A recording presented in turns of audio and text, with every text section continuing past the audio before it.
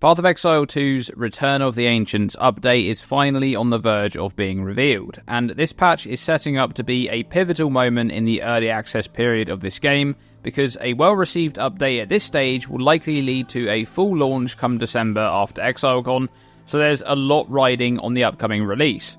And with a new patch just around the corner, it's time for some predictions. So in this one, I'm going to cover my predictions for 3 buffs and 3 nerfs for PoE 2 patch 0.5, beginning with the nerfs. And we're starting out strong with Cast on Crit. Now this nerf prediction is kind of centered on Cast on Crit because it's the worst offender, but this generally extends to trigger mechanics overall and even crit scaling in PoE 2. There's some serious balance problems going on here. And something you'll notice pretty much every league is that the ladder slowly but surely gravitates towards cast on crit setups. Now this in and of itself is not an issue. Players moving onto a stronger build after accruing currency makes a lot of sense in an ARPG after all. And that stronger setup being a form of trigger build also isn't a problem. In fact, in PoE 1 for a long time some of the smoothest endgame builds were cast on crit setups, but getting there took a lot of investment and a lot of trade-offs. But in PoE 2 right now, you can begin investing into cast on crit builds much earlier, and there's nowhere near as many trade-offs going on. And a lot of that has to do with the gem socket system and spirit as a resource. The opportunity cost of utilising your sockets for additional trigger setups is not very high, and on top of that, there's not many really good competitive spirit skills to compete with trigger gems. That often results in trigger skills being some of the most efficient use of your spirit. And when you pair that with the fact that the current balance of critical hit scaling in PoE 2 is extremely overtuned, and is almost always the correct way to scale your damage output, the end result is a huge portion of players essentially playing the same build, mostly split between a few different favourable Ascendancy options. In patch 0.4 by week 2 of the league, Cast on Crit already made up 26% of characters level 90+, and by week 6, that 26% has increased to a ridiculous 41%. Now this highlights a few ascendancies and skills in particular, such as the Blood Mage or Comet, as being a bit overtuned, and in the current state of balance they probably are. But realistically, whilst I do feel that the Blood Mage is a very strong ascendancy, it's not nearly as strong if you remove Cast on Crit from the equation. The same can be said for Comet, where it's simply one of the best trigger skill options you have available. Is it balanced as a basic self-cast ability alongside the other options? I think it is. In fact, it's a bit weak as a self-cast skill, so once again, if you remove Cast on Crit from the equation, there's not really a problem here. Now, I'm not really sure how GGG will go about addressing crit and trigger setups in general, I just know that they're going to have to deal with it at some point. Whether 0.5 is going to come with a large balance shakeup or not is anyone's guess, but presumably there will be some balance in this patch, and I'd imagine that Cast on Crit will be near the top of the list for things that need to be solved going forward. Next up in the nerf predictions is gem level modifiers. This has been one of the biggest problems that Path of Exile 2 has had in terms of balance ever since the early access launch. The modifiers that provide gem levels on weapons and amulets and even gloves and quivers are just so incredibly overtuned compared to pretty much everything else, to the point where a single modifier on your equipped weapon may be making up a third of your overall damage output or more, which is ridiculous because it makes those modifiers mandatory for every build, and ensures that even the most interesting unique items in the game won't get a second glance if they don't have one of those modifiers because they simply cannot compete. On top of that, the existence of these modifiers also creates a huge amount of variance in a player's experience playing the game, especially early in the campaign.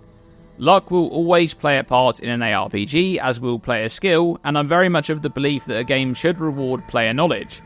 However, as it is right now, knowing how to utilise your resources to essentially create your own luck has way too much variance in outcomes. The highs are too high and the lows are too low. You can find an amazing weapon in the campaign off the ground or from a vendor, and as good as those damage rolls may be, you equip it only to find out that your current weapon from 2 acts ago is still superior due to the gem levels modifier that it has. Now, I made a video back towards the tail end of patch 0.3 going over this topic in a lot of detail, so you can check out that video if you want to dive into the specifics such as how much damage these modifiers are contributing. But even since making that video, my stance on this issue has changed a bit more.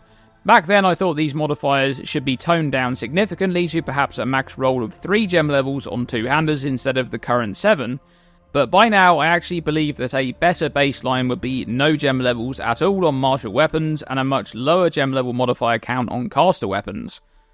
This would reduce that variance that I discussed previously, whilst also bringing player power down to a better baseline level. Keep in mind that we're not even at full launch for Path of Exile 2 just yet, and character balance is already out of control. Part of that is stats like crit, but a lot of it also revolves around gem level scaling, and I think GGG will want to address this sooner rather than later. Last but not least, in the nerf predictions, or maybe this should be in the buff predictions, it's item rarity modifiers. This has been a hot topic for Path of Exile 2 over the early access patches, and it feels like every patch that goes by, we're getting closer and closer to a real solution. The crux of this issue largely revolves around the fact that increased item rarity affects direct currency drops, and this makes the stat feel mandatory for most players. Now, I'm not going to rehash this topic again in this video because I've already discussed this at length in several videos in the past, and the topic has been done to death by many other creators too, but something important to highlight here is that this is very much a known issue to GGG. They acknowledged it in a big way during the 0.4 Q&A, where Jonathan even went as far to say that he wants to remove it. I will get rid of it eventually. It's just we need to find we need to find the mods that can replace it in the mod pools that in order to make it work. So, if they've found that correct modifier to replace item rarity in the mod pool, I expect we'll be seeing the removal of this stat in 0.5, and I generally consider this to be an overall buff for the game going forward, but in the context of farming currency, this will be a nerf. Now we're moving on to the buff predictions, and it's the Atlas tree, and more specifically, the amount of agency the Atlas tree is going to provide players in the endgame. This may not even end up being an Atlas tree in the end. If you watched my last video, I discussed how I thought a brand new Atlas meta progression system is coming in 0.5, and part of that was due to some of the comments Mark made during the 0.4 Q&A, especially when talking about the Atlas tree and their ideas for whatever improvements they're going to be making to it, where he said that it's not even in the same universe. So, whatever system ends up replacing the Atlas tree, I think it's going to introduce a huge amount of player agency to the endgame, much like the current functionality of the PoE 1 Atlas tree, which is one of the best systems in that game.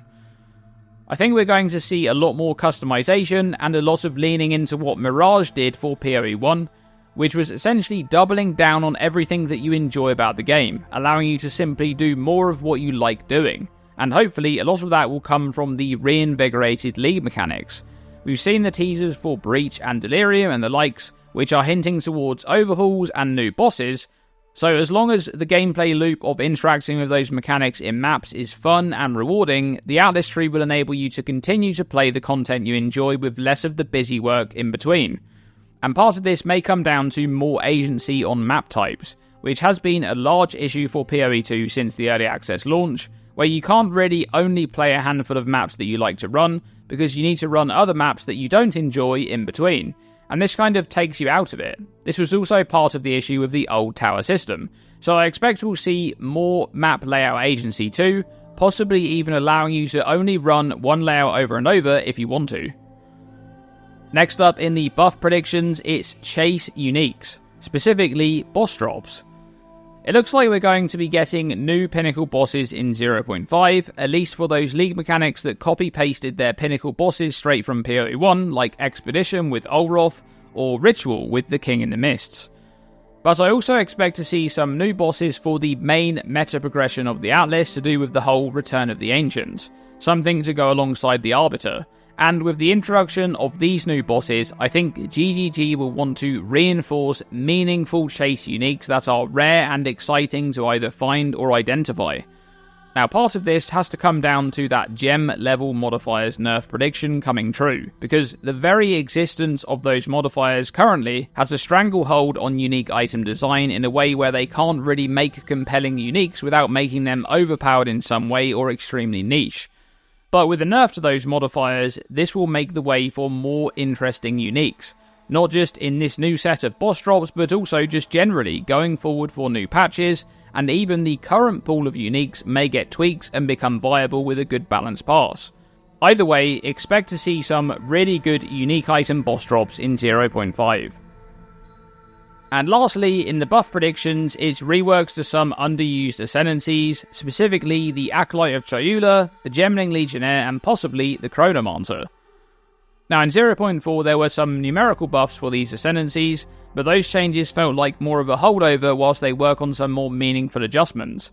The Gemling Legionnaire hasn't really ever found a footing back into the build meta ever since those giant nerfs back in patch 0.2 after the attribute stacking dominance that was patch 0.1.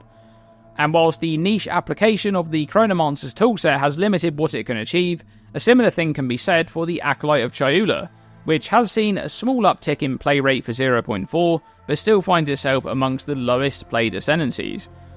Now in particular, I think the most likely of these classes to see a rework in 0.5 is the Acolyte of Chayula, and that's because it seems like we're getting a Breach rework in this patch, and I think GGG won't want to miss the opportunity to adjust this Ascendancy and kind of package it together with the League rework as part of this patch, because the Acolyte, of course, is part of that order. They're supposed to be one of the monks that make up the Keepers of the Flame, so I think they'll just want to take that opportunity to make it happen in this patch.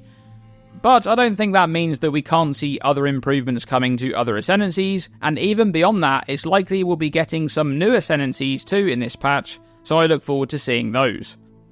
And there you have it, my predictions for 3 buffs and 3 nerfs for patch 0.5 Return of the Ancients. Let me know what you think by commenting below, and thanks for watching this video. As always, stay tuned and stay safe.